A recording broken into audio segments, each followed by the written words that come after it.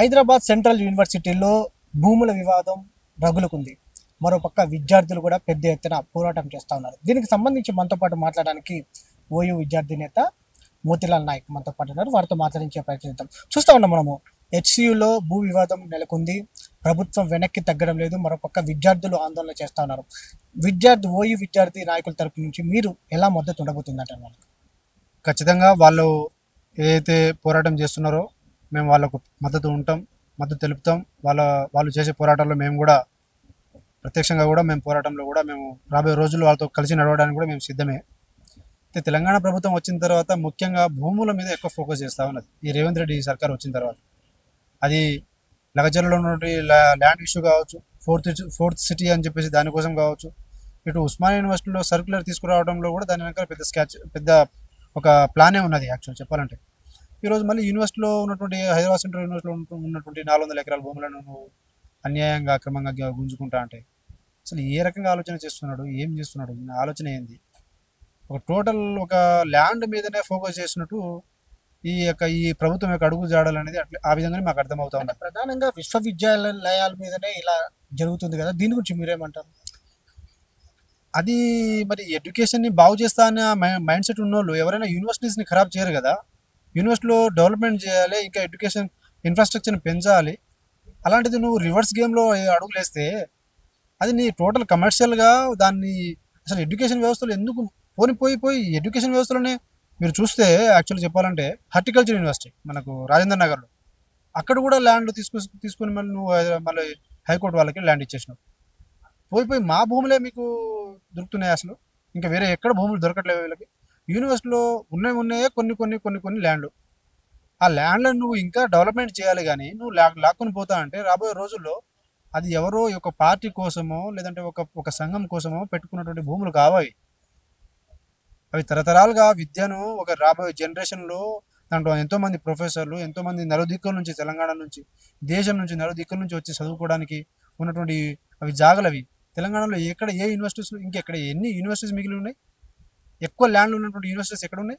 ఒకటి Hyderabad central university, ఒకటి హైదరాబాద్ మనకు ఉస్మానియా యూనివర్సిటీ. అంటే ఉస్మానియా యూనివర్సిటీలో కూడా మొన్నటిదాకా రగడ నెలకొంది. అక్కడ విద్యార్థులు ఎలా ఉన్నారంటారు ఈ భూముల అమ్మకాలకు సంబంధించి? దానికి ఖచ్చితంగా విద్యార్థి నాయకులు అందరం కూడా వ్యతిరేకంగానే ఉన్నారు. అది ఇంక్లూడింగ్ కాంగ్రెస్ పార్టీ నాయకులు కూడా, కాంగ్రెస్ పార్టీ విద్యార్థి నాయకులు కూడా వ్యతిరేకంగానే ఉన్నారు. ఆయన ఏదో అనుకుంటున్నాడు, కానీ మేము యూనివర్సిటీలో ఉన్నటువంటి ల్యాండ్ మేము ఈజీగా లాగేసుకుంటాం, మేము అనుకునేది చేస్తామనంటే ఆయన కాన్సిక్వెన్స్ ఆయన ఇప్పుడు ప్రజలు ఎంత వ్యతిరేకత ఎవరు తీసుకొస్తున్నారు? విద్యార్థులు తీసుకొస్తారు. నువ్వు ఏ వర్గంతో పెట్టుకోకూడదో ఆ వర్గంతోనే నువ్వు పోయి గెలుపుతున్నావు. అంటే ప్రధానంగా హెచ్సియు భూముల విషయాల్లో పర్యావరణానికి సంబంధించి కూడా ఇబ్బంది కలుగుతుంది, జంతు సంరక్షణ లేకుండా పోతుంది అంటున్నారు. దీనికి సంబంధించి మీరేమంటారు? ఇప్పుడు సల్మాన్ ఖాన్ జింకను చంపినందుకు ఆయనకు ఇప్పటికీ ఆయన కేసులు కోర్టుల చుట్టూ తిరుగుతూ ఉన్నాడు. మరి అలాంటిది ఒక ప్రభుత్వం మన జాతీయ చిహ్నమైనటువంటి ఒక జంతువుని నువ్వు చంపడం మరి ఏ విధంగా? మరి అది చనిపోయినప్పుడు దానికి బాధ్యత ఎవరు వహించాలా? ప్రభుత్వం వహించకూడదా? ప్రభుత్వానికి బాధ్యత లేదా? నువ్వు అది అన్ని చోట్ల నువ్వు సోషల్ మీడియాలో అన్ని చోట్ల వైరల్ అవుతా ఉన్నది. అది దానికి ఎవరు బాధ్యత వహించాలి? నువ్వు ల్యాండ్లను, చెట్లను, జంతువులను ఎవరు పర్మిషన్ ఇచ్చినారు? అసలు యూనివర్సిటీ నీకు అక్కడ పర్మిషన్ సర్వే చేసినట్టు ఒక రిపోర్టర్ లేదు. దాని మీద నువ్వు సర్వే చేసినట్టు తీసుకొచ్చి దాని మీద నువ్వు మొత్తం ఫేక్గా మొత్తం రాత్రికి నీకు సరే నువ్వు చేస్తున్న పనిలో న్యాయమే ఉందనుకున్నప్పుడు నువ్వు రాత్రికి పోయి నువ్వు ఆడ మొత్తం యూనివర్సిటీలో ఉన్నటువంటి వాతావరణాన్ని మొత్తం భయానికి గురి చేసి బుల్డోజర్లు పెట్టేసి జంతువులను చంపి చెట్లను నరికి ఎందుకు ఇది చేయడం? బాధ్యత చేయి, డే టైంలో చేయి. ఎవడో అడుగుతుంది నేను?